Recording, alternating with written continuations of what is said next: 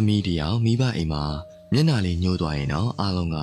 ဘာဖြစ်တာလဲနေမကောင်းဘူးလားလို့ဂယုဏတက်စွာမေးတတ်ကြပါမယ်အိမ်အောင်ကြသွားတဲ့နောက်ယောက်ျားရင်ရောက်သွားတဲ့အခါသူ့မျက်နှာကဒီလိုပဲအမြဲရှုံးမဲ့နေတာလို့သာပြောကြတာပါမိန်းကလေးတယောက်မိဘအိမ်မှာရှိနေတဲ့အခါနှွေးထွေးမှုနဲ့ချစ်ချင်းမြတ်တာတွေကဝန်းရံထားတတ်ကြပြီးအမေကသမီးရဲ့မျက်နှာကိုကြည့်လိုက်ရုံနဲ့အပြင်းမှန်းမဆိုတာနဲ့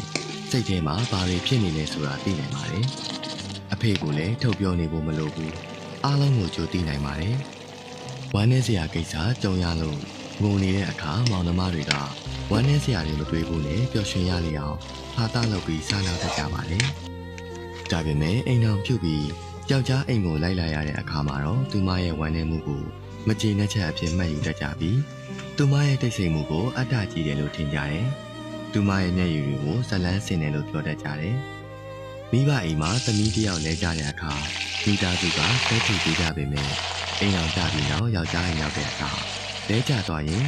ကိုတော်ဂရုမစိုက်နိုင်ဘူးလားဆိုရင်မိဘတွေပဲပေါ်လာတတ်တယ်ယောက်ျားအိမ်မှာချွေးမကိုလူသားတယောက်အဖြစ်မဟုတ်ပဲတာဝန်တစ်ခုအဖြစ်သာမြင်ကြတယ်